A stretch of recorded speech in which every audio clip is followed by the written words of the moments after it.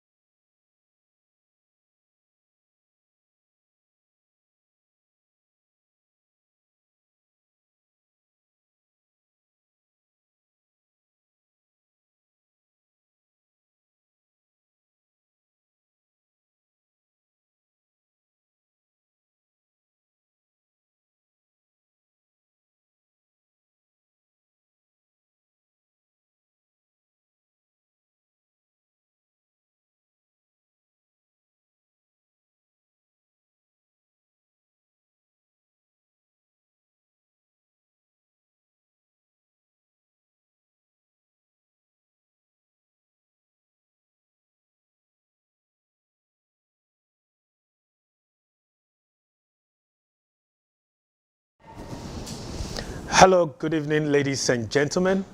I trust you are doing awesome, and it's a blessing to come your way once again with a second episode of the Kickstarter Series.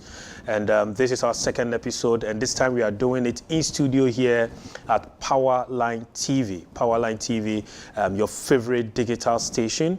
And for all who are watching us across the globe, across our campuses, across different offices, other churches gathered listening to us, our West African friends, businessmen and women, young entrepreneurs, startups, young graduates from the various universities, people in career progressions looking for switches, people in Ghana looking to enter other levels of academia, people of all walks of life, families who want to reignite their wealth creation, financial stability, etc., etc. Well, we are here in the name of the Lord, under the auspices of the Royalhouse Chapel Apostle General, and then the World Movers Generation. We are bringing you this very impactful episode of the Kickstarter Series. And we are looking at the topic, Study Abroad and International Job Opportunities. Study Abroad and International Job Opportunities. Well, like we did in our first episode, we have lined up very resourceful persons of deep intellectual strength and experience, exposure in their respective fields, who will take us through the various topics to equip us, prepare us, and lead us to our next level of growth, development, and progression. Well, today is no exception. I have with me a very wonderful lady. Her profile is a 2-page document, but I'll do my best to summarize it so she can take us into her world and lead us through the topic of the day. My name is Reverend Tsivape, and I am excited to be here with you. We are blessed to have a young, wonderful lady who completed her PhD at the Open University, United Kingdom, in materials engineering, where she investigated the use of low-cost photocatalytic materials for wastewater treatment in Ghana on the UK Research and Innovation. She is also the founder of Dear Young Graduate, an NGO notable for supporting international students, mainly from Ghana and other West African countries, in assessing scholarships. So you realize that she's the best person for today's engagement. She is also the director of Sankofa Mentorship Hub at the Synergies Institute, and the secretary of Vacation Initiatives in Science Africa, both NGOs who use innovative and fun activities to advocate for STEM education. I'll be excited to hear her tell us a little about this as well. A recipient of numerous scholarships, including Global Challenges Research Fund, the Royal Society Loverholm African Award, Robert Bosch Stifford Award winner for Young African Researchers, just to mention a few. She won the Best Student runner-up for PhD in the Open University, where she had her PhD. Ladies and gentlemen, help me welcome Dr. Lois Damte. Hi, Rev. Yes. Everyone watching us, good evening to you all. Good evening, Doctor. I assume that it's probably evening. Yeah, so. We are so excited to have you. And Dr. Lois currently is in the United Kingdom and has made time to join us and be a blessing to us. Dr. Lois, the Vacation Initiatives in Science, can you throw a little light on that? Then we'll come back to the Dear Young Graduate. What inspired that initiative? Yeah, so Vacation Initiatives in Science Africa, for short VISA, was formed by one of my colleagues, known as Dr. Sebastian Arthur, who happened to have done his PhD in Cambridge by then and has been out of the country for so long. And I think that for people that have happened to be outside Africa, watching STEM, that is science, technology, engineering, mathematics, progress in Africa has been a long ride. So we teamed up to actually bring the laboratory straight to people in Ghana. And so one of the ways we could do that was soliciting funds here in the UK that support African development in STEM education. Oh, great. So we've had a lot of projects. Yeah, one of them that we just finished was in the Bronga Hafu, now the Hafu region of Ghana, where we took about 1,000 students Wow. from different STEM education and Wow. in collaboration with the science sets and some of the local STEM activities that are in Ghana. Great. Yeah, it's been amazing. And I guess if a corporate organization wants to team up with you to support this project, they can reach out to you. Also, if there are educational institutions who want to tap into this resource, I guess they'll be able to reach out. Absolutely. Great, great, great. Dear young graduates, what inspired this? You know, when I'm about to talk about this, I get a bit emotional. So it was after my master's here in the UK. So I happened to have done my master's as well in Boston University, Birmingham. And getting my master's scholarship was not an easy task at all. Now, if I'm supposed to compress the whole journey from 2014, which is 10 years from now, when I started this whole scholarship application process, Okay. to now, I probably would not be here. But what inspired me was that it was just a minority of people that were self-driven and to actually apply for scholarships for further education. Okay. And through getting those needs, we decided, like, why not give back to society, mainly Ghanaians who are interested in studying abroad. So that was what birthed Dear Young Graduate. We saw our counterparts, which were the Nigerians, doing it actively for their Nigerian community, and there was close to none here in Ghana. So we decided, you know what, let's start that movement to help people that are interested in pursuing further education abroad and information that they do deserve. Awesome, awesome. And how long has the Dear Young Graduate been running, if you don't mind? Yeah, it's been running for 5 years now. Great, great, great, great. All right. So the topic for engagement on the Kickstarter series is scholarships and then international job opportunities, study abroad, scholarships and international job opportunities. So to kickstart our engagement, we want to find out what are the various sources of scholarships that are usually available for international students, starting with our Ghanaian graduate community or undergraduate community. Okay, before I answer that question, I'd like to give just a brief summary. I'm going to time myself here for just a minute.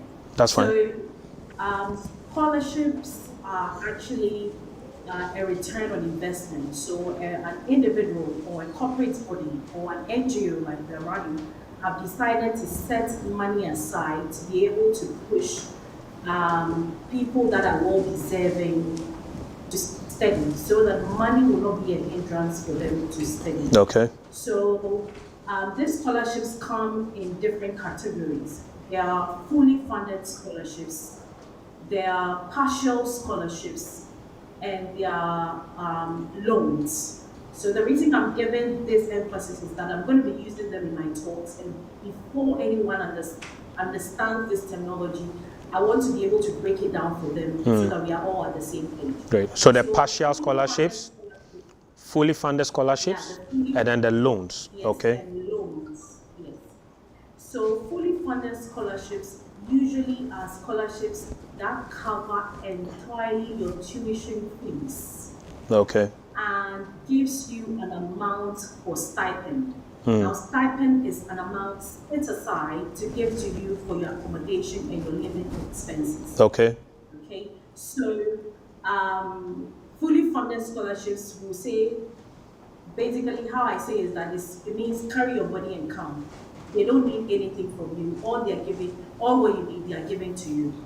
Now, partial scholarships usually just pay for tuition fees.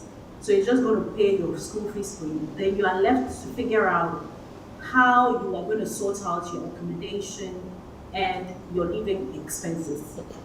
Usually, when you get this partial funded scholarships and you go to apply for your visa, example, a student from Ghana has applied and gotten a partial funding.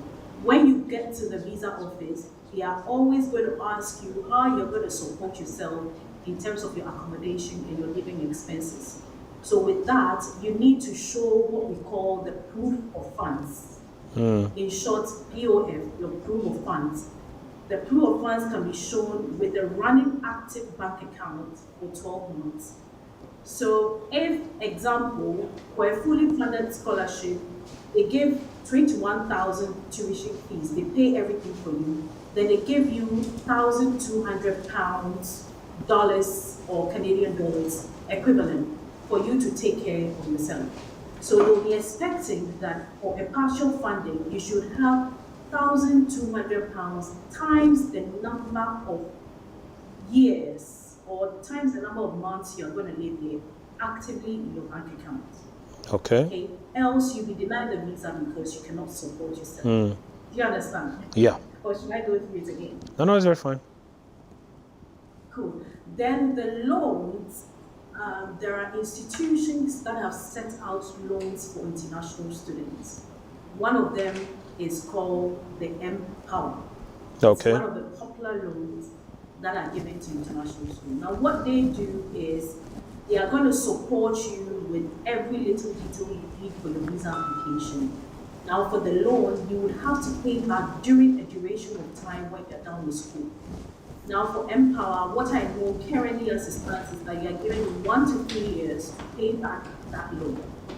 And that loan will be, when you're done with schooling abroad, it will be deducted from your daily, your monthly salary. Okay. So before your monthly salary gets to your bank account, that loan will be deducted for you. So that's operating like the Ghana student loan scheme, kind of?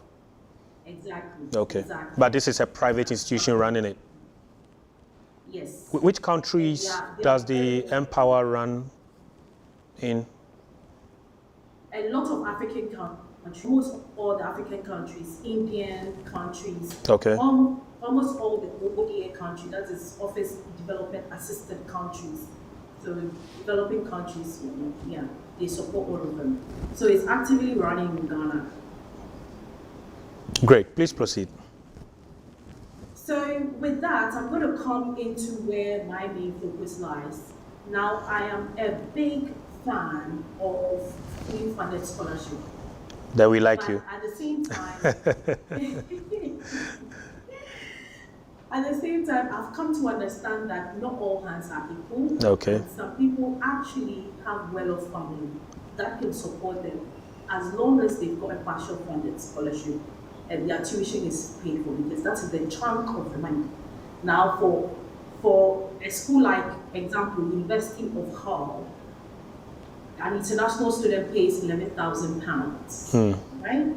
So if that tuition is paid for, your family can say that, you know what, 1,200 by a 1-year master's, I don't mind. I can show you that, so your father will use it as a support or sponsor for you, and you can get the visa. But like I said, I am a fully funded scholarship person, a big advocate for it, no matter how you try to change my mind, because I have been a first-hand beneficiary. Okay. Funded scholarship for my master's through to my PhD. Great. Now, some of where you asked, where are some of these scholarships? Where can you find it? Before you look how to find scholarships, one of the key things you should find is where your interest lies. Where does your interest lie? And how can you find where your interest lies? Example, I did materials engineering in the University of Ghana, Lagos. And so when I was looking for these scholarships, all I was looking for was materials engineering. But what you will realize is that some of these courses are not the same as their name in other countries. Oh, okay. So materials engineering would appear as materials science in University of Alberta, Canada. And it would appear as nanotechnology in University of Southampton. So what I needed to do was to align my search. So always what I advise international students to do is that take the 5 most best courses that you did in the university. So example, you did banking and finance. Under banking and finance, you did international finance. You did developmental finance somewhere in your second year. Yeah. You did probably human resource. Yeah. Now when you're searching for these scholarships, you have to tune all the keywords aside to look for the scholarship. And that is how to find where your interests are. And these are probably courses you had an A, a B in it, and you're comfortable to do it when you're progressing. Okay. Or you find an interest in where life led you to be. For example, you did banking and finance and you ended up in the teaching field in Brazza, in Tamale. And so you developed a love for teaching. So your passion has been geared from where you were to teaching. So you're going to look for things in teaching and probably related. Psychology, Okay. Example to align your search. Now I'm going to give 8 best places to find these scholarships. Before And like I said, we go to the 8 best places, Doc, you mentioned something that you should focus on some of the key courses that ignite your interest. I want to ask, should you, amongst these, which of them should you focus? The school, the scholarship availability, the country, or the field of study? Which of them is most critical in giving you success in your study abroad applications?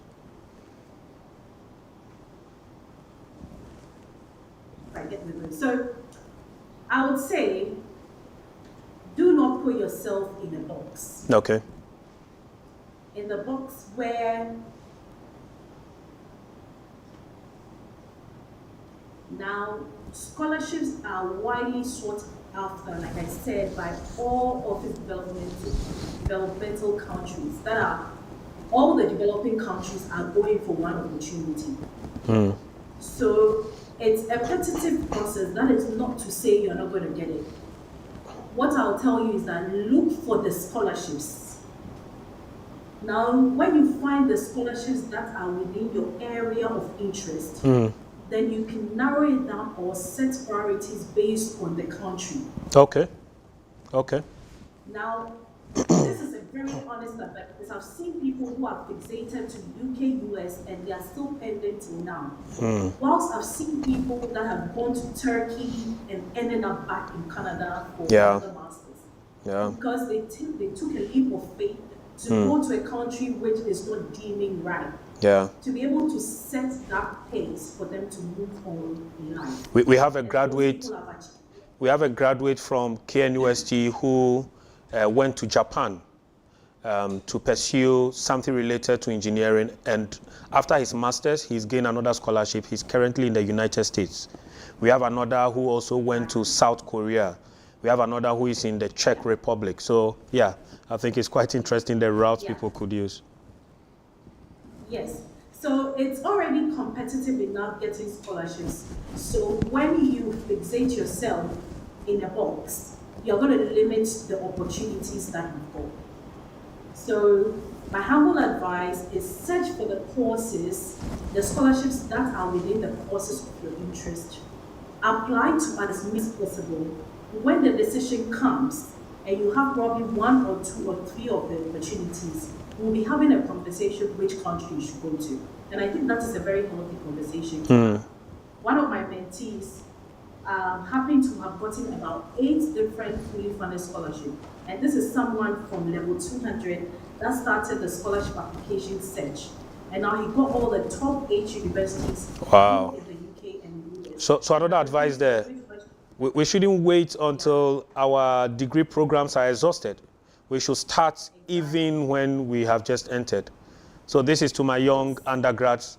There are people who start their scholarship searches from first year, second year, and they're able to have the breakthroughs even before they graduate. Quite an interesting point made. Thank you, Doc. Please proceed. Yes. So Yeah, he started really, really well. He listened and everything and aligned himself to where an opportunity would be and started applying. And he got 8 opportunities and didn't even know where to go to. And I said, that conversation I can have with you. Whether to choose between Cambridge or Oxford or Princeton and whatnot. And that is a healthy conversation to have because you have a lot of, opportunities and now you are stuck with one to choose. Than limiting the opportunities that you can get and probably struggling with things. I hear a lot of people, I wanted in the US, UK, and Canada, outline outright, but it would limit your search. So that's an answer to your question. So can I go on to give the links? Yes, please proceed. For it? Please proceed. Yeah, so I'm going to go now, not to be biased or anything because I formed Dear Young Graduate, but because there's a lot of information on Dear Young Graduate. So the first place I'll ask you to look for the opportunities will be Dear Young Graduate page. Now that is on Facebook, Instagram, LinkedIn. Whatever social media we've gotten now, Dear Young Graduate is there. And what we do is that there are some opportunities that are not within the links and we share it across board. Okay, so we've got volunteers who scout these opportunities and post them on our pages for public consumption. So I'll say that today is the 19th of March. I'll ask you to scout from the 19th of March on to September last year and see which opportunities were open. Wow. If there are no opportunities there for you, then you can move on to number 2. Number 2 will be opportunity for youth. Opportunity for youth. Number 3 is opportunity desk. Opportunity desk. Number 4 is DevWise. DevWise is spelled DEVWISE. DevWise. Number 4 is scholarship portal. Scholarship portal. Number 6 is scholarship365.info. Scholarship365.info. Number 8 is Scholars for Dev. Scholars for Dev. Can you spell that for us? Number 8. Number 8 is Scholars for Dev. So that's Scholars for, as in the number 4. Okay. Then Dev is DEV. Okay. DEV. Then number 9 is opportunity for Africans. That you are certainly sure there will be an opportunity there for you because every opportunity there are for Africans. Okay. Number 10 is jobs.ac.uk. Jobs.ac.uk. The reason I brought number 10 there is that for anybody looking for a PhD, I bet you to tell you that there are almost about 2,000 PhD opportunities open as of today. Wow, 2,000 Jobs.ac.uk. 2,000 opportunities. Amazing. Yeah. Open as of today. Wow. And for those looking for masters, they actually have a few there. It's not enough, but there are there. And those looking for the jobs, international jobs, that is a portal to go to. So I've killed 2 birds with one stone. Wow.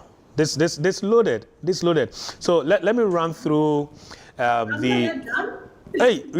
right, let me run through the first 10, after which we'll take a short break and then we'll be back to continue. So ladies and gentlemen, this is the Kickstarter series. We are dealing with the topic study abroad and international job opportunities, and our resource person has joined us all the way from the United Kingdom, Dr. Lois Efuadamte. Dr. Lois Efuadamte, who is the founder and CEO of Dear Young Graduates, an organization, an NGO that is driven to support young undergrads and graduates to get scholarship opportunities across the nations, to come back and develop the country Ghana. So those of you think you go and you not come back, we are watching you. We are watching you. So the sources that she's provided so far, the first 10, she's going to give us a lot of them. The first 10, number 1, Dear Young Graduates page on all social media platforms. Dear Young Graduates page on Facebook, LinkedIn, on Instagram, and other media platforms. The others that she gave are Opportunity for Youth. Opportunity for Youth. The next is Opportunity Desk. Opportunity Desk. Then followed by Deb Weiser, Debwysa. Debwysa. Doc, just before I continue, I want to find out, the Deb Weiser, are these to be located on social media platforms, or there are websites for them, or we can just search with these names on Google search engines and we can get them? Yes, so you can search on Google, and the first link that comes certainly is the scholarship for it. So yeah, because I can choose to mention maybe W, but you can just search for DevWise, search for Scholarship 365 and whatnot, and you will get it. Excellent, excellent. So the next she gave was Scholarship Portal, followed by scholarship365.info. Scholarship365.info. Then Scholars for Dev. Scholars for Development, so it's Dev, D-E-V, Scholars, then the figure 4, and then Dev, or the number 4 and Dev. Then Opportunity for Africans.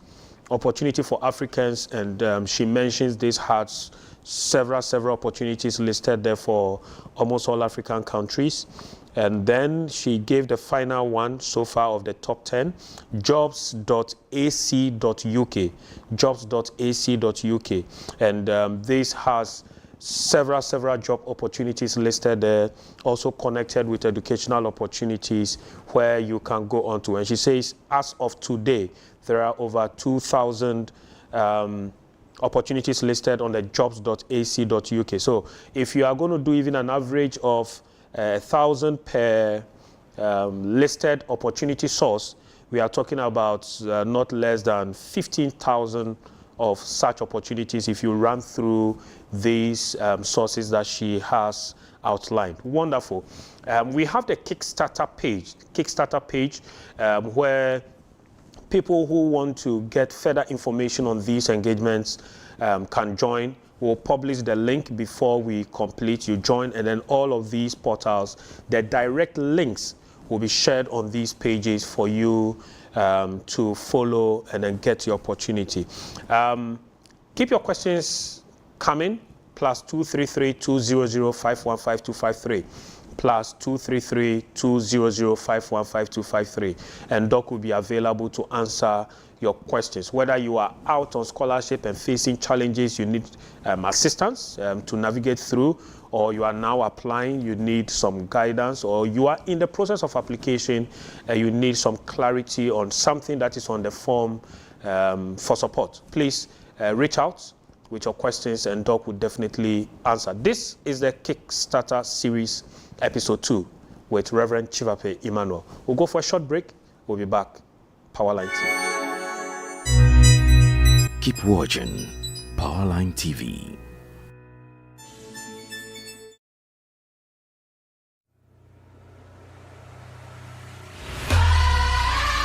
Movers and shakers, something big is coming. It's time to fire up. Are you ready to have an encounter with our Father? Get ready for a showdown.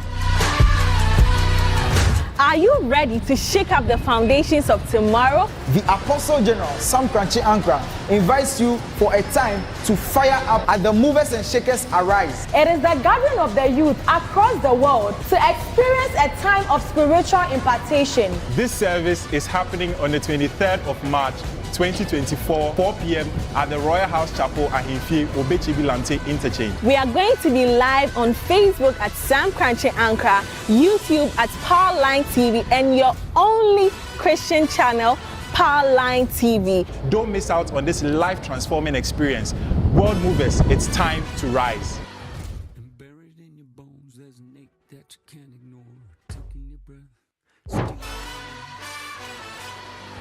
And buried in your bones.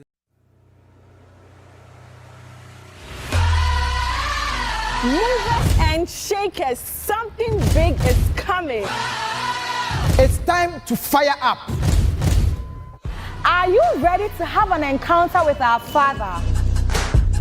Get ready for a showdown. Are you ready to shake up the foundations of tomorrow? The Apostle General Sam Kranchi Ankara invites you for a time to fire up at the Movers and Shakers Arise. It is the gathering of the youth across the world to experience a time of spiritual impartation. This service is happening on the 23rd of March 2024, 4 p.m. at the Royalhouse Chapel International Interchange. We are going to be live on Facebook at Sam Kranchi Ankara, YouTube at Powerline TV, and your only Christian channel, Powerline TV. Don't miss out on this life-transforming experience. World Movers, it's time to rise. And buried in your bones, there's an ache that you can't ignore. Taking your breath, still. And buried in your bones, there's an ache. Keep watching Powerline TV.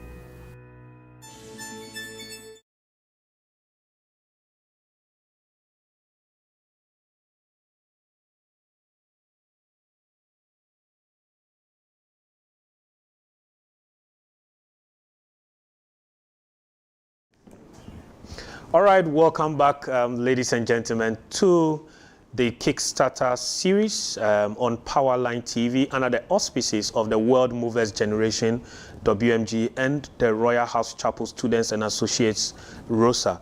And we have with us today Dr. Lois Efua Damte, all the way from the United Kingdom, the founder and CEO of Dear Young Graduates, an NGO that is driven to support undergrads and young graduates to find scholarship opportunities abroad and job opportunities international.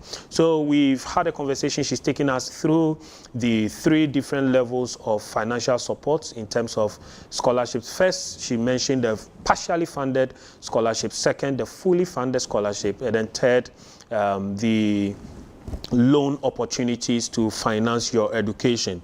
After which she took us through the first 10 opportunities or sources where you can locate these opportunities, and I listed them before we went on the break. The links are going to be shared on our Kickstarter page, Kickstarter opportunity page.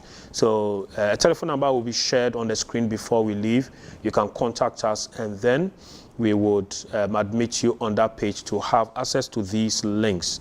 Also keep your questions, comments, concerns coming through +233 200 515253. She also touched on you listing your top or best 5 courses in school or in your program that will help you navigate through which areas of attention to seek your opportunities. She also asked us to be wary of names of courses that may mean different things in different countries or schools. So you need to pay particular attention to that.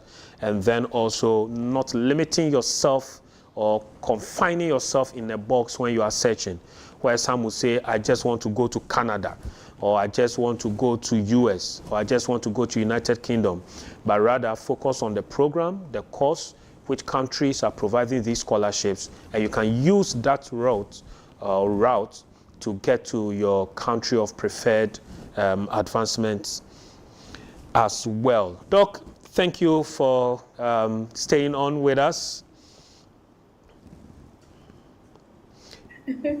You were taking us through the various sources. You may proceed from where we left off. Yes, so I'm left with 2 of them. There is findamasters.com. Okay. And there is findaphd.com. So those are some links. And it's quite explains itself, right? Yeah. So all the master's opportunities, most of the master's opportunities that are running are on the findamasters.com. Great. And most of the PhDs that are also running are on findaphd.com. Awesome. Awesome.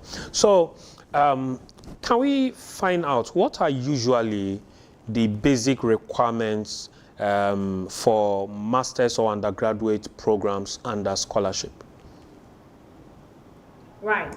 So there are some basic like requirements that they will ask from you when they are actually, um, open a call. So one of them would be the passports. Obviously, you need to have your passport. Now, I quite remember a very funny story where God met me with an opportunity and I never had a passport and I had to run around trying to find or get a passport and I was even the opportunity passed me by. So I hope a lot of our people that are watching now actually have gotten their passport because in the application process it will be such a painful thing that you've seen an opportunity that you're applying for and you don't have your passport number or the passport to hand. Number two will be your academic certificates. Try and get your academic certificate from your university. If today you don't have it, tomorrow, if you're in KNUST, book the next VIP and go and get it now. And whilst you're doing that, you might want to get your transcript as well. Now, when I was in my final year undergraduate, I did a fully funded internship that needed my transcript. At that time, not all the courses I have done were actually on that transcript. But the school did accept the transcripts that was not fully, I mean, compact. So what I'm trying to say is that don't be worried if some of your courses are not yet out. Just get what you have and be able to present to them. What they do and look out for in those things are the courses that you have done with relation to the opportunity you're applying for. And they'll be able to make an informed decision on that. Now there is an academic CV. The reason I'm using academic CV is because the CV has to be fine tuned in a way to project your academic achievements. Achievements could be positive or negative. I mean, whatever you learn in due course, you need to present it there. So even if in your line of job, what were the things that you learned? That is what they want to see. So you will have to fine tune it to suit it. Now that is a whole topic. And I quite remember speaking that we can do maybe further on when I'm back in Ghana, we can do like a workshop where we will practically write academic CVs for reviews. I think that would be an exciting thing to do. Now for some masters, which is a master's by research, they might want a research proposal. So they propose a particular topic and they want to see your thoughts on it. So they will ask you to bring it. Now there's letter of motivation. Just as the name sounds, what is motivating you to undertake that particular masters? Then there is statement of purpose, popularly known as SOP. Now it's a statement that is trying to show where your purpose lies. So where is your purpose driven life? You need to ask yourself and reflect and where your life is going to take you forward. So basically, not all the opportunities ask for this, everything, but they would state what they want from you. Sometimes some of the scholarships will ask you specific essays. So these are called scholarship specific essays to be able to drive your thoughts on why you want to undertake that master's or a PhD.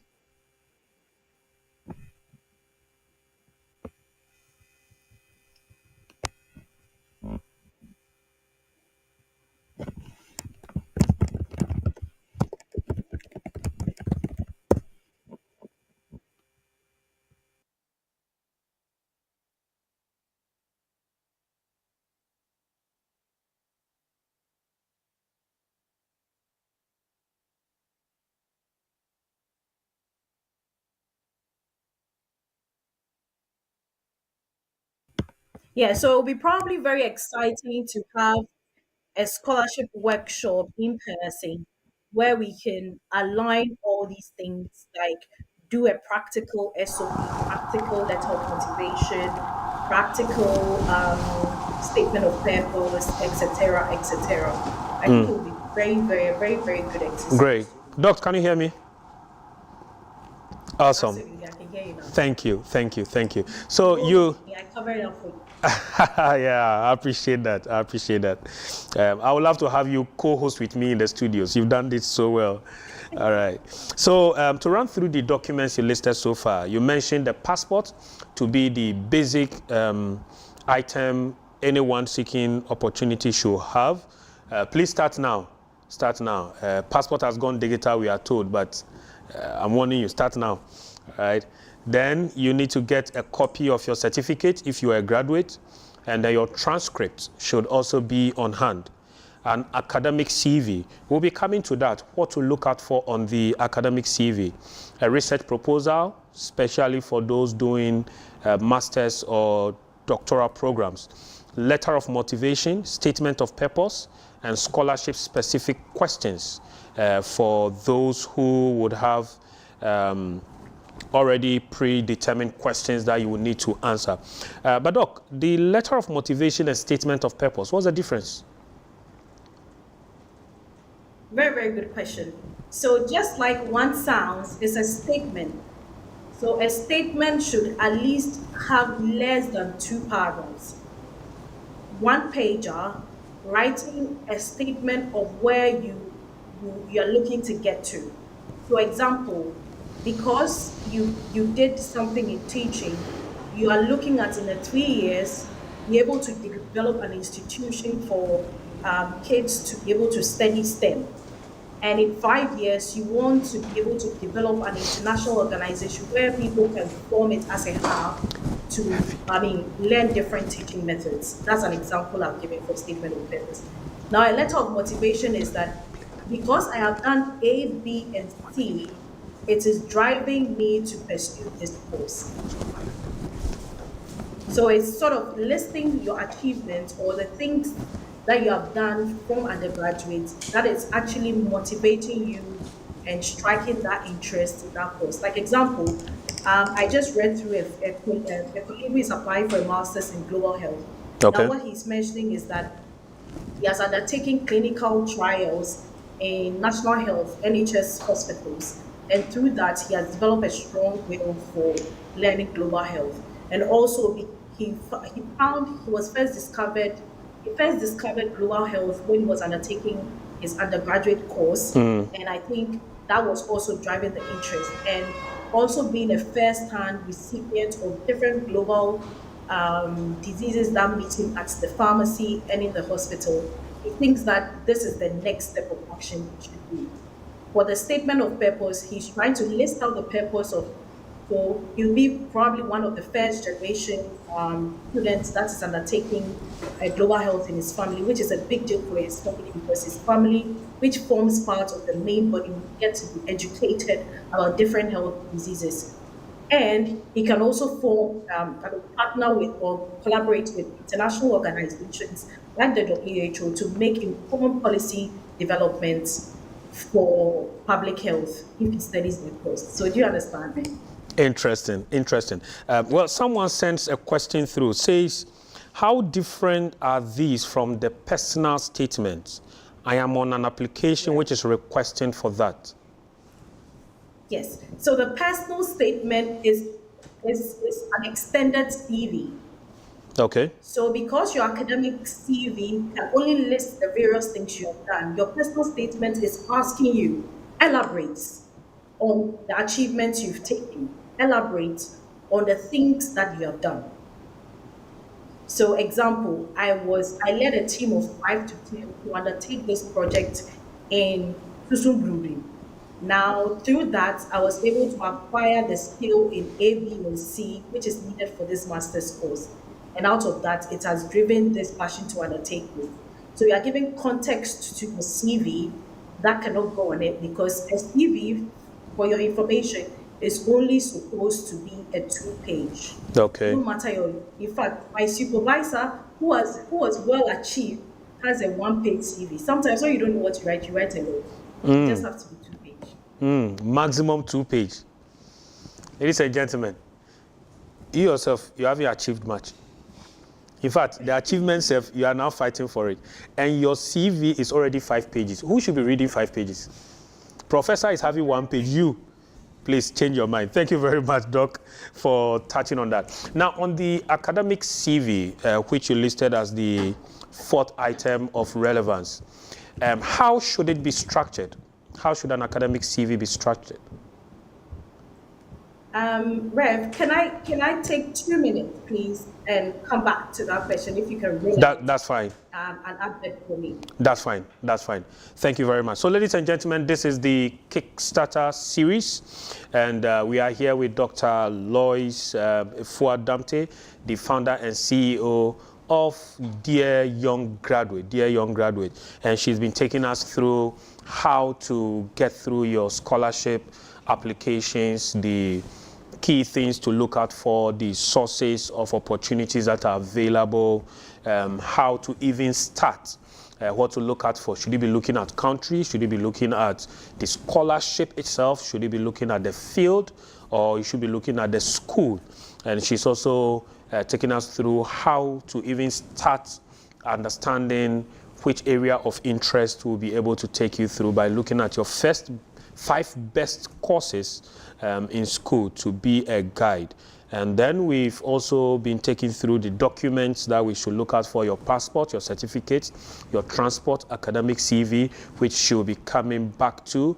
Also, research proposal for postgraduate courses, letter of motivation, statement of purpose. And then we just had her taking us through the personal statement and what that means, and as well as scholarship-specific questions. When she comes, we'll also find out what are some of these scholarship-specific questions and how do we address them. Some of the sources that she's taking us through are Opportunity for Youth, Opportunity Desk, DebWiser, Scholarship Portal, Scholarship365.info, Scholars.dev for Dev. Scholars for Dev, 4 as the number 4, and then Dev, DEV, Opportunity for Africans, jobs.ac.uk, findamasters.com, and findaphd.com. The Kickstarter page is also available. You can keep this conversation going, send your questions through +233 200 515253. Use the hashtag Kickstarter Series. Kickstarter Series, and your questions, comments are going to come to us. We will be going for our business term of the day, after which we'll have Dr. Lois coming back. Let's take a quick break on Dear Young Graduates, and we'll be back into the studios of Powerline TV. Are you a young graduate dreaming of studying abroad but struggling to find the right resources? Dear Young Graduates is your beacon of hope. Founded in 2019 by Dr. Lois Tsivape and Nana Adoma Nkansa Gyamfi, Dear Young Graduates currently runs with a dedicated team of 15 members who are ready to make your scholarship journey worthwhile.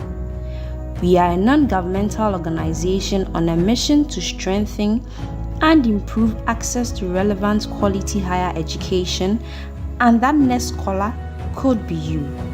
Our flagship programs, Scholarship 101 and Scholarship Buddy, offer invaluable resources and mentorship, guiding countless graduates through the complex scholarship application process.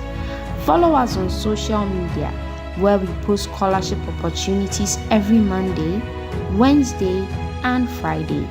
For further inquiries, reach us on dearyounggraduates@gmail.com. Dear Young Graduates, your pathway to academic excellence begins with us.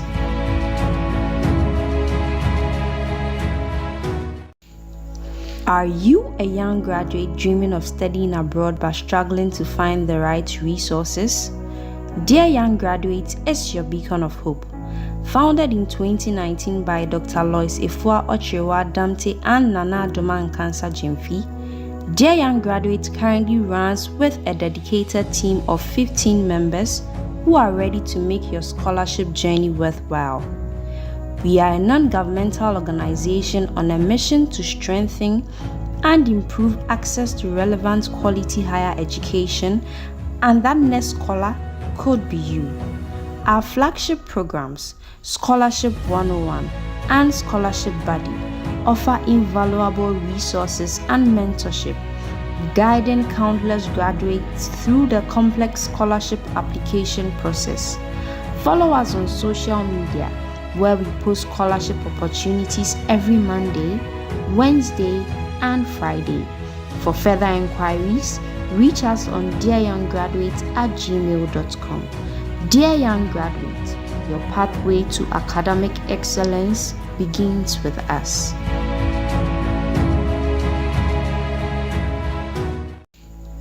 Are you a young graduate dreaming of studying abroad but struggling to find the right resources? Dear Young Graduate is your beacon of hope. Founded in 2019 by Dr. Lois Efua Ochewa Damte and Nana Doman Kansa Jemfi, Dear Young Graduate currently runs with a dedicated team of 15 members who are ready to make your scholarship journey worthwhile. We are a non-governmental organization on a mission to strengthen and improve access to relevant quality higher education, and that next scholar could be you. Our flagship programs, Scholarship 101 and Scholarship Buddy, offer invaluable resources and mentorship, guiding countless graduates through the complex scholarship application process. Follow us on social media, where we post scholarship opportunities every Monday, Wednesday, and Friday. For further inquiries, reach us on dearyounggraduate@gmail.com. Dear Young Graduate, your pathway to academic excellence begins with us. Ladies and gentlemen, you are welcome to the second edition of the Kickstarter Series. This is the business term of the day with me, Hilary Chum. Our business term for today is inflation. Now, inflation is the rise in prices of goods and services over a given period of time. This basically means that the rate or percentage by which prices of goods and services rise as time goes on. This mostly happens through a month or is accounted in a year. Now, when the prices of goods and services continue to go up, whilst income remains the same, there's a translation that the purchasing power is declined over time. As that happens, you have less power and ability to purchase less quantity of goods and services as you previously were. Now, this also translates to increased standard of living in a country, region, or a city, which some of us may already be experiencing. Now, let's take this instance to understand inflation more. The price of a bottle of water previously in a year was sold for 2 Ghana cedis, but is now going for 3 Ghana cedis. Now, this implies an inflation rate of 50% or more on the initial price of the bottle of water. This can also be said as the annual inflation rate of that bottle of water. The average price increase of different products in the market, also known as the basket, will give the general inflation rate of a country, region, or a city. Let's take the causes of inflation to understand how it happens better. These include high prices of goods due to more people demanding few available goods, rise in food costs, rise in the cost of producing goods or rendering services. Now, you cannot completely avoid inflation, but there are some investment opportunities you may take to help you avoid the impact of inflation. A few of these include carefully investing in high-yielding stocks, bond and treasury bills. Now remember, to do this very investment, you will have to seek financial advice to be able to know the pros and cons of this investment. Another investment commodity is gold. Again, seek financial advice before it is too late. The last but not the least investment is in real estate. This is in the form of house, apartment, and land, either for rent or long lease. In our next episodes, we will look at the pros and cons of each investment option and what you are supposed to do to avoid having the cost and impact of inflation on your income. Thank you very much, and this has been the business term of the day segment. Let's go back to our host, Reverend Emmanuel Tsivape, to continue with the agenda of the day. Thank you. Keep watching Powerline TV.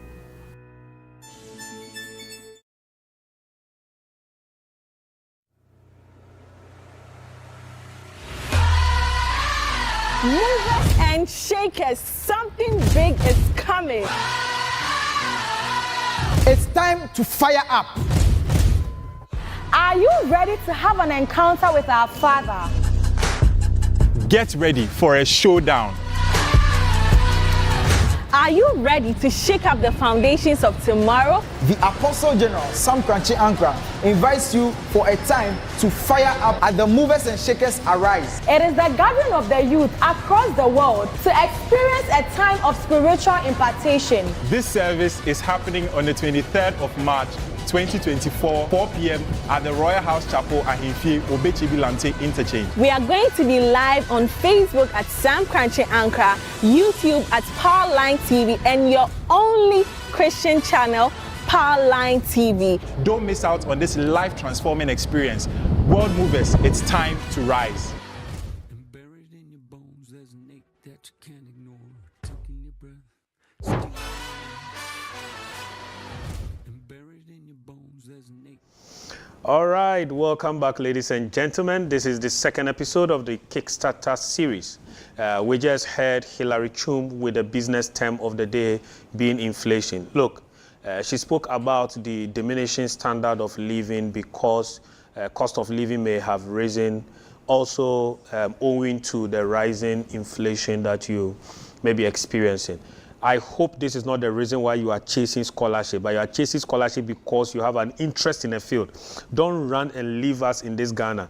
Others here, be very careful. If you are going, you are coming back to help develop the country Ghana, like the most Pan-African man we ever know, Dr. Kwame Nkrumah. He went and came back to develop this country. So should you go and come back. Those who are using the word Jakba, you go, you don't want to come back again. The God of Sam Kranchi Ankara will pull you back. Well, so thank you very much, Hilary. And thank you, Dr. Lois, for holding on and being on with us. We are glad to have you back. Thanks for having me. Awesome. So you were going to touch on the academic CVs. The academic CVs, Okay. yeah. Yeah, so basically, first things first, I like I said, it would be really valuable if there is a workshop Okay. to be able to do that. All right. Just give a highlight. So basically, first you should have your summary, professional summary. Okay. I mean, that should be a line or two. Then it should have first, instead of your professional experience, you want to bring your academic experience first. Okay. It's an academic CV. Then you put your professional experience next. Then now you put, have you gotten any awards or certifications? You can put that there. Then for those that have been involved in several projects, you can also put the several projects there. Now for the references, you might not want to put the names and details of your references. You can do references upon request because they will separately ask you for a reference letter. And usually sometimes it's a letter, you take it to the person will write it and send it to you and you scan it there. Okay. Or it's either you, they will send the person a link and they would have to fill it directly.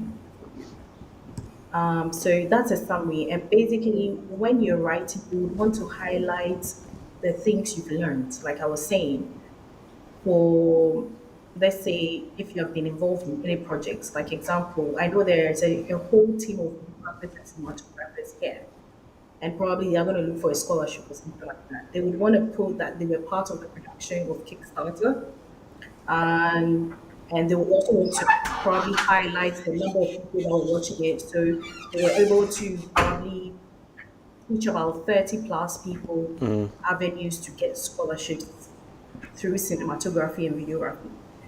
So with that, we're quantifying the achievement.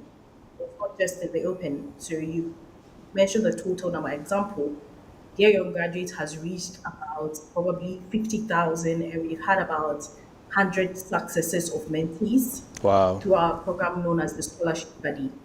So through that, my quantifiable achievement here is that our avenue is able to reach a 10,000 or 100,000 plus people across Africa, mentioning specific countries that top my chart.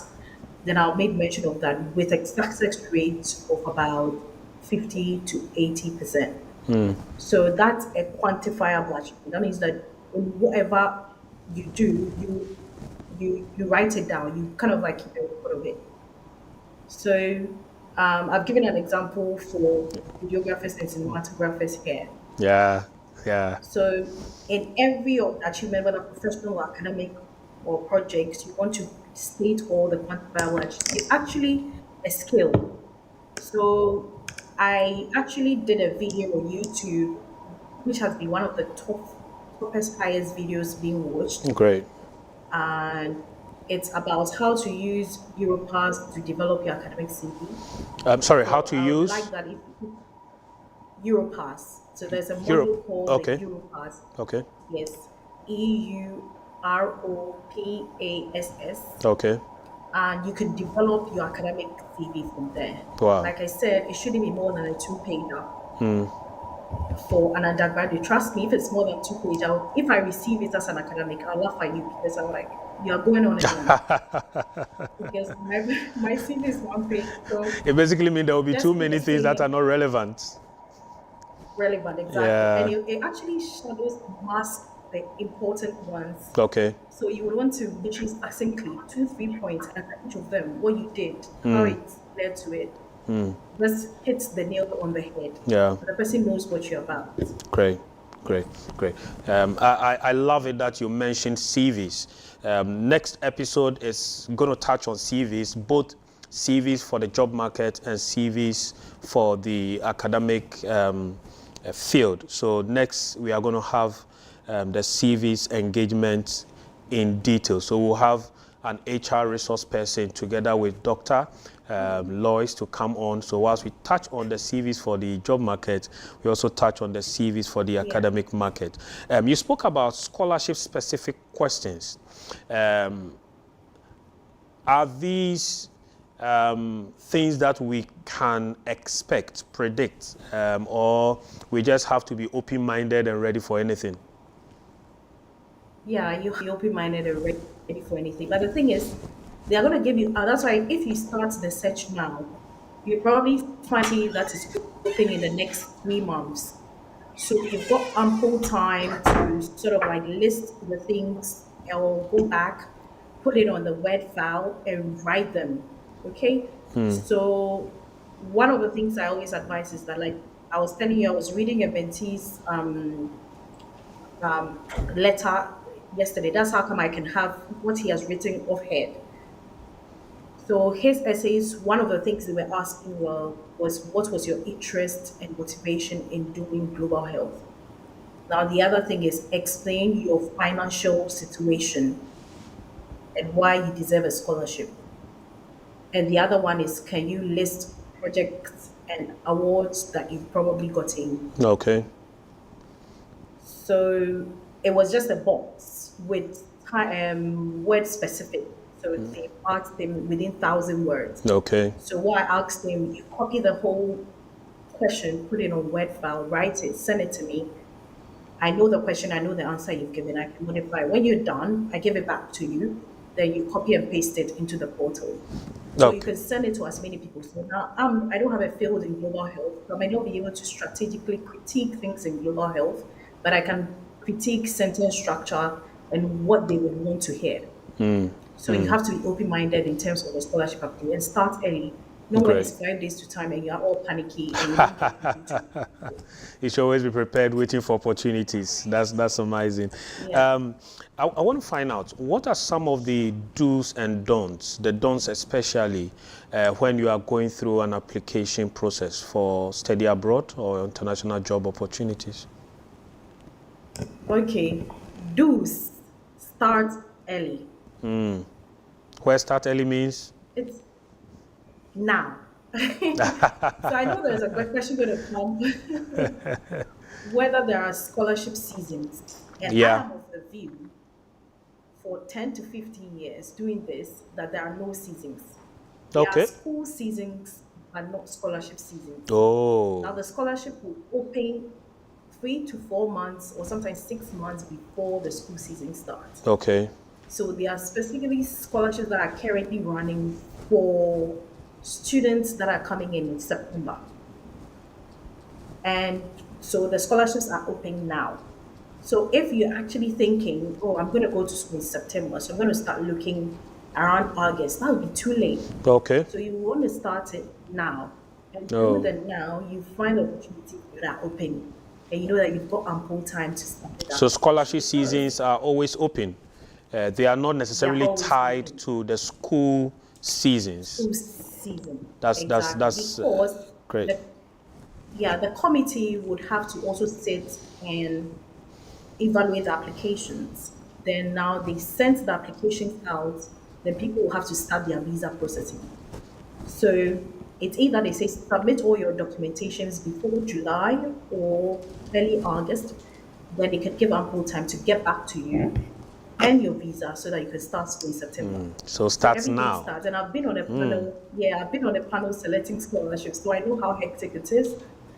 So start now. Number 2, the don'ts is that. No, let me give a do. A do is that have a scholarship book Okay. or an Excel sheet. I've met so many people in this journey that I know people don't listen, but I'm going to say anyways. You cannot keep everything in your mind. You are not, in fact, Einstein even couldn't.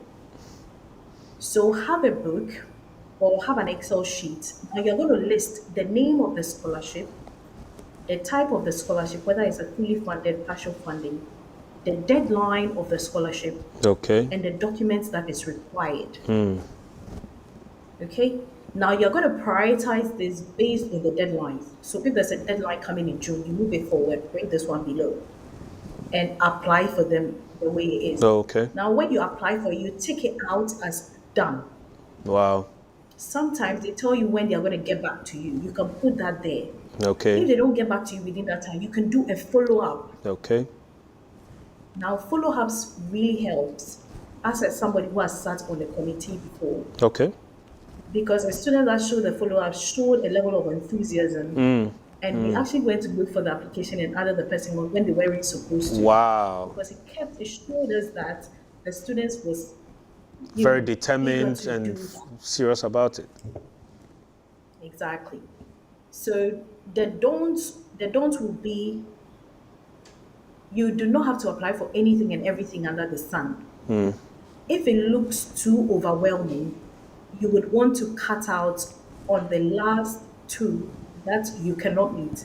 For example, if the application is in April and you think you've not got all your documents and stuff and it will be too much of a headache, you would want to slash that out, no matter how painful it is. Okay. And I've seen people that have gotten overwhelmed because deadlines were pumping in and they didn't know what to do and they just stopped at all. They weren't just going to do it anyways.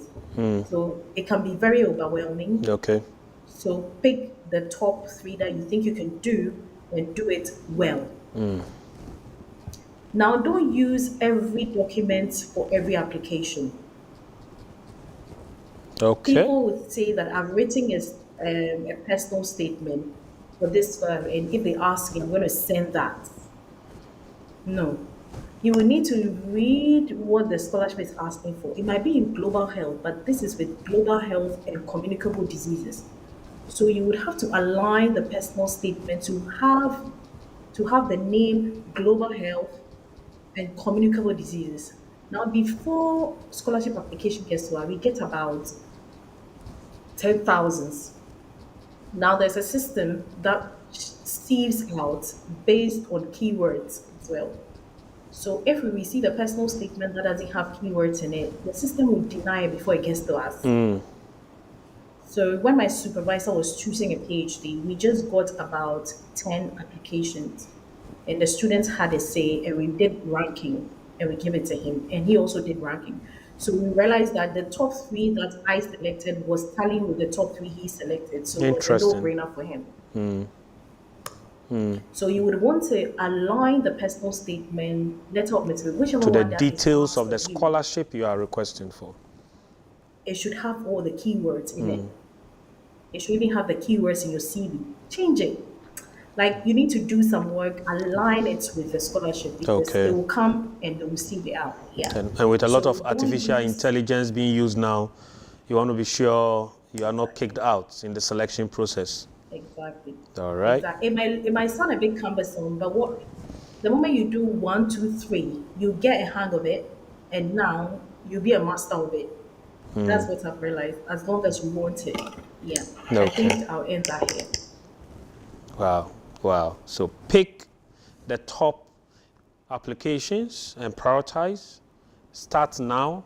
Have a scholarship book or Excel sheet, and don't forget to follow up, especially when you have an outlined date when they are supposed to get back to you. It shows enthusiasm, focus, and determination. Don't use standard statements of purpose or personal statements for all scholarships. Just because you've done it before, you are using no. Focus on keywords that are relevant to a particular application, and that will make you stand out. If you are just joining us, this is the Kickstarter series with Dr. Lois Efua Damte, the founder and CEO of Dear Young Graduates, and we are looking at study abroad, scholarship opportunities. Doc, I just get a question from someone which says, a friend mentions application waivers. What are these, and what criteria will qualify you for an application waiver? Hey, this one I'm interested. So my application will be waived. Yeah. And my passport will be stamped, scholarship Yeah, given. application fees. Fees. Oh, Yeah. yeah. Yeah. All right, go ahead. This usually happens in United States and in Canada, Okay. mostly in the United States. Now, for United States, that also, the question she's asked is very good. He or she has asked is very good because it leads at a different topic. Now, in US and sometimes in Canada, fully funded scholarships are called graduate assistantship positions, teaching assistantship positions, or research assistantship positions. There are 3. So there's GTA, which is graduate teaching assistantship positions. Okay. Then they've got research assistantship positions. Okay. Or teaching assistantship positions. Okay. The reasons they do that is because they fully fund students to take active roles in certain things in their university.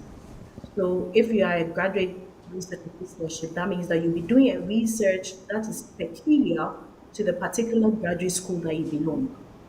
So you wouldn't do the research that you have in heart. So there are outlined researches that are there. So in doing that, you are giving back to them. So they will give back to you as paying your fully funded, your tuition for you and whatnot. Now, there are also teaching assistants. Don't let it scare you. You are just going to help a professor to teach. So maybe you do some marking with marking skills and whatnot. You're not supposed to be the best and top one in everything. You just need to do it. So now with that, you automatically are considered that scholarship when you apply to the school. So example, University of Minnesota has got graduate teaching assistantship positions for international students. That's a fully funded scholarship. Oh, okay. So in applying to the University of Minnesota, you are automatically considered for the graduate teaching assistantship. So because there are application fees with it, you would have to pay an application fee of the school. sometimes $75, $100, sometimes $175, depending on the school. Sometimes it's quite expensive. So you can apply, there's an option to apply for an application fee waiver in the school if it is stated. If it is not stated, I will always ask that you send an email to the graduate school or whichever email for enquiries has been given and ask them if you can get an application fee waiver for your application. Now, you would want to give them enough reason why, among all the 2,000 students that have sent them the message, you are deemed fit. That means you have to sell yourself. Okay. So you're going to mention you're applying to this university, you found this course with this supervisor that sounded quite interesting, and you have skills that align with it, and the next course you're asking would be to do a master's education or a PhD in this area. But one of the limiting factors is the application fee, and coming from a background with not that much amount, you would likely ask if we can waive the application fee for you. Awesome. And people who get it, so you can't. Now let me add that whilst touching on this US thing is that, which a lot of people don't, you can apply for a straight PhD with an undergraduate degree from Ghana. Okay, that was the question I was going to come to actually. So from undergraduate, you can apply straight to the PhD. Yeah. Go ahead, please. So if your end goal is to do a PhD, there's no point in doing a master's. Okay. You don't necessarily have to go through master's before PhD. No. I hope our educational policy makers in this country are listening to Dr. Damte. Everything you have to go through one state to the other before you can make any progress. To the other. Stop it. Please talk to us and talk to them. Yes. So when I was an undergraduate, I finished my undergraduate. I came to do an internship here for 3 months before going back to Ghana, and I was a teaching assistant in Ghana. Now, all the people that had entered level 200 then, about 5 of them, they finished their PhD before I did finish, because I went through a master's route and they went through a PhD, straight PhD route. Wow. So you see how life works. So there are actually people I TA, but they now finished their PhD before at the age of 25, 26. Wow. So, and I know I also interviewed a girl with a second class lower. Wow. Who also had a straight PhD. Wow. So people should actually go and gun for the PhD if it's an interest for them. You don't necessarily have to go through the masters. Yeah. Wow. If it aligns with your interest, if the end goal is for you to do a PhD, then I'll ask you to target that.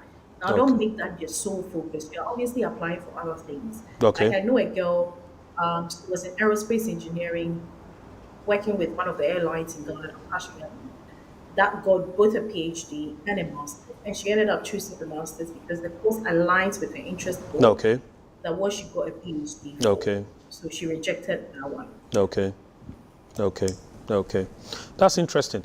And in terms of the scholarship application processes or the study abroad opportunities, are there specific differences if you are choosing maybe MPhil, MSc, MA, etc.? Do any of these indicate the level of success for the program of interest? No, not at all. They are mostly duration-wise. So for the UK, your MSc that you call in Ghana are mostly MRes, so that's Masters by Research.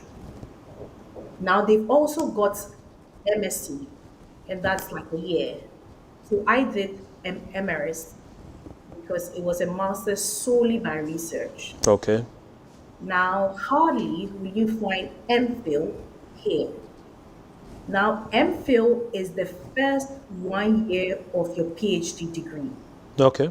So if you've gotten a PhD, and you've entered into the PhD, and 1 year along the line you feel, you know what, this is not what is for me, you can defer and you'll be awarded an MPhil degree. Wow. Okay? Yes. So they don't do MPhil as a course Or a type. separate program. They do it as a separate program, exactly. They do it as a transition into a PhD. So the same with the US, the straight PhD is usually 5 years, where 2 years is considered as the MPhil. So just in case you think this is not for me after 2 years, you can just stop it and you'll be given an MPhil. Wow. But for the straight PhD, you can't do it within 3 years or 4 years, because I've seen students who have done it within 3 to 4 years, just like a straight PhD. So it doesn't necessarily have to be for 5 years. Amazing, amazing, amazing. Ladies and gentlemen, I know this is getting interesting. Dr. Lois Dante has released a lot of nuggets, giving us lots of direction that will help you better go through your study abroad applications, and we'll be willing to hear many of your testimonies. And I know as you put your hand to this and you go through the do's and don'ts, you scout through the various opportunity sources that she has outlined, you pay attention to the key elements that she has detailed, your life is going to be turned around. The God of Sam Crunchy Ankara, the God of Royalhouse Chapel will come through for you and make you a smiling candidate with many, many testimonies. It's been an exciting 1.5 hours. We also had Hilary Chum coming through with the business term of the day. You've seen the artwork scrolling on the Movers and Shakers Arise service with Apostle General Sam Crunchy Ankara, the Movers and Shakers Arise service, which is happening this Saturday here at Ahimfie Royalhouse Chapel, Saturday 4 p.m. prompt. You are going to see, experience, and enjoy something you've never had before or in a long time. So all sons, daughters, the youth across the city, all the assemblies in Greater Accra, all the university campuses, University of Ghana, UPSA, Methodist University, Central University, University of Education, Winneba, Kolebu campuses, are all coming, Pentecost University, all in Accra. We are all gathering at Royalhouse Chapel Ahimfie, 4 p.m. sharp with the Apostle General this Saturday to experience the Movers and Shakers Arise service. The Father is ready to impart you and turn your life around. We'll be streaming, of course, on your favorite digital channel, Powerline TV, and the key platforms for all those who will be outside Greater Accra and across the various countries. Doc, final words. Yeah. Key take-out points that you want us to remember this episode for? Wow, already. It feels like we shouldn't close. Let's go ahead. Key things that you want to put across. Yeah, I am a big believer of there's accessibility of scholarships for all. Okay. Irrespective of whether you're a first class, second class, third class. Okay. So irrespective of your class, there should be an opportunity for you.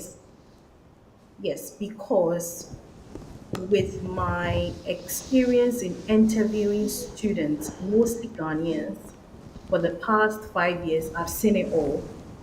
So I don't have any doubt that if you are here and you are listening to me, you think that because you are not JB first or your class didn't pass, you cannot get a scholarship. Don't disqualify yourself before they even disqualify you. Which number should So we use for the Kickstarter? Start the scholarship application now.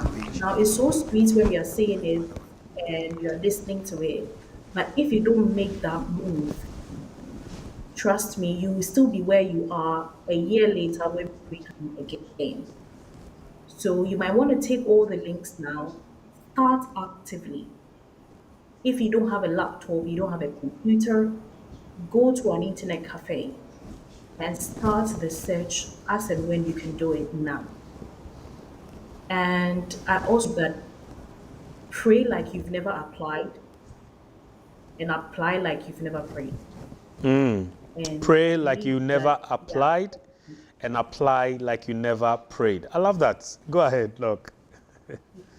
Yeah. And I believe sometimes I want to dismiss the power of God because that is paramount to this application.